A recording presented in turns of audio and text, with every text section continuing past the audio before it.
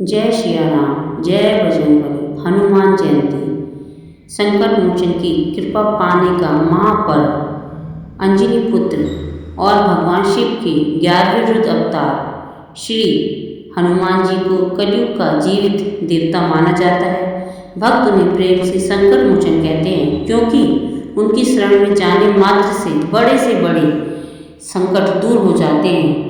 भक्त प्रतिदिन उनकी आराधना करते हैं, किंतु यदि आप साक्षात बजरंगबली को प्रसन्न करना चाहते हैं, अपनी मनोकामनाएं सिद्ध करना चाहते हैं, तो हनुमान जयंती से अधिक श्रेष्ठ और मंगलकारी दिन दूसरा कोई नहीं हो सकता। इस पावन तिथि पर किया गया लघु प्रयास, छोटा से छोटा प्रयास भी अनंत फल प्रदान करने वाला होता है। शास्त्रों में कुछ ऐसे विशेष उपायों का वर्णन है जिन्हें इस दिन श्रद्धापूर्वक करने से जीवन की हर बड़ी से बड़ी समस्याएं, चाहे वह आर्थिक हो या मानसिक हो या शारीरिक, उसका निवारण संभव है। ये उपाय आप वर्ष के किसी भी मंगलवार या शनिवार को कर सकते हैं और आगे हम आपको अपनी वीडियो में बताएंगे। परंतु हनुमान जयंती के सिद्ध मुहूर्त में इन्हें करने से इनका लाभ कई गुना बढ़ जाता है। ये हम आपको यहाँ पर कुछ ऐसे अनोखे उपाय बताएंगे जिनके बारे में आपने नहीं सुना होगा। वीडियो को शुरू करने से पहले हम आपसे रिक्वेस्ट करते हैं, कमेंट में जय श्री राम, जय बजरंगबली जरूर लिखें। वीडियो को लाइक और शेयर जरूर करें। हनुमान जी की पूजा में कील, कच्चा सूत और विशेष कपड़ों का प्रयोग होता है। प्राचीन और तांत्रिक पद्धति का हिस्सा है। ये उपाय तब किए जाते हैं जब समस्या बहुत पुरानी हो, जब आपको लगे कि किसी ने घर की तरक्की को बांध दिया है। मैं आपको इन गुप्त उपायों के बारे में विस्तार से बताऊंगी। कील, लोहे की कील, गृह कीलन क्या होता है, चलिए जानते हैं इसके बारे में। यह उपाय घर को बाहरी बाधाओं, नजर दोष और नकारात्मक तंत्र मंत्र से बचाने के लिए किया जाता है। इसमें क्या क्या सामग्री लगेगी उसे ध्यान से सुनिएगा। हनुमान मंदिर से लाई गई 4 पुरानी लोहे की कीलें। अगर पुरानी कील ना मिल सके तो कोई बात नहीं, नई कीलें खरीदकर हनुमान जी के चरणों में छुआकर घर ले आएं। शनिवार की शाम को हनुमान चालीसा का पाठ करें। हर कील पर थोड़ा सा चमेली का तेल और सिंदूर लगाएं। पाठ पूरा होने के बाद इन कीलों को घर के चारों कोने में जमीन के अंदर थोड़ा सा गाड़ दें। इससे घर को कीलन कहते हैं। यह घर के चारों तरफ एक अवाक्य दीवार बना देता है, जिसे कोई नहीं तोड़ सकता, जिससे कोई भी बुरी शक्तियाँ अंदर नहीं आ सकती, जिससे कोई भी अदृश्य शक्ति घर के अंदर प्रवेश नहीं कर पाएगी। 2. कच्चे सूत का संकट बंधन उपाय। यह उपाय स्वास्थ्य और सुरक्षा के लिए बहुत कारगर माना जाता है। सफ़ेद कच्चा सूत जो पूजा में प्रयोग होता है, और सिंदूर। विधि: मंगलवार के दिन हनुमान जी के सामने बैठकर कच्चे सूत को चमेली के तेल और सिंदूर से पूरा लाल कर लें। हनुमान चालीसा पढ़ते हुए उस धागे में अपनी उम्र के बराबर जैसे 30 या 40 छोटी छोटी गांठें लगाएं।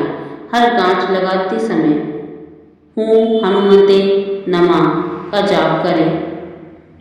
इस धागे को घर के मुख्य द्वार पर ऊपर की ओर बांध दें। यह उपाय घर के सदस्यों को दुर्घटना और अचानक आने वाली बीमारियों से बचाता है। आपको मंत्र स्क्रीन पर दिख रहा होगा। 3. लाल सूती कपड़े का पोटली उपाय, धन और व्यापार के लिए। सामग्री: एक छोटा स्क्वायर लाल सूती कपड़ा, एक तांबे का सिक्का और 5 काली मिर्च। विधि: हनुमान चालीसा का 7 बार पाठ करें। कपड़े के बीच में तांबे का सिक्का और काली मिर्च रखें। इसकी एक छोटी सी पोटली बना लें। इस पोटली को अपनी दुकान के गल्ले या घर की तिजोरी में रखें। हनुमान जी को लाल रंग और तांबा अत्यंत प्रिय है। यह उपाय व्यापार में आ रहे घाटे को रोकता है और पैसे की तंगी दूर करता है। 4. सिंदूरी लंगोट का उपाय, कठिन कार्य की सिद्धि के लिए। एक छोटा सिंदूरी रंग का सूती कपड़ा लंगोट के रूप में। यदि आपका कोई बहुत ज़रूरी काम सरकारी दफ्तर या कहीं फंसा हुआ है तो मंगलवार को हनुमान जी को एक नया सिंदूरी लंगोटा और चमेली का तेल चढ़ाएं। हनुमान जी ब्रह्मचारी हैं और लंगोट उनकी शक्ति का प्रतीक है।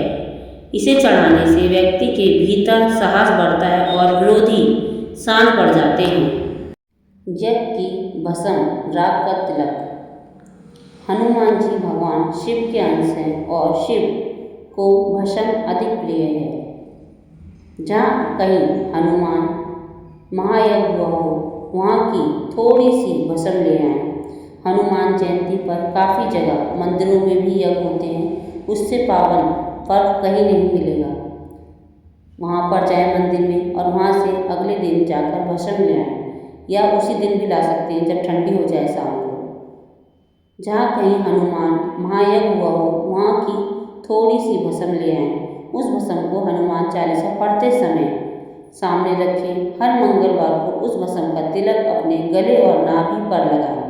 यह शरीर के मणिपुर चक्र को जागृत करता है। जो लोग बहुत डरपोक होते हैं या जिन्हें बुरे सपने आते हैं उनके लिए यह एक आभाग्य कवच जैसा होता है। पीपल की छाल का गुप्त उपाय। दोस्त, वीडियो को अगर लाइक और शेयर नहीं किया है तो प्लीज़ करें। दूसरों का भला करने से अपना भला स्वयं हो जाता है। पीपल के पेड़ में हनुमान जी का वास माना जाता है।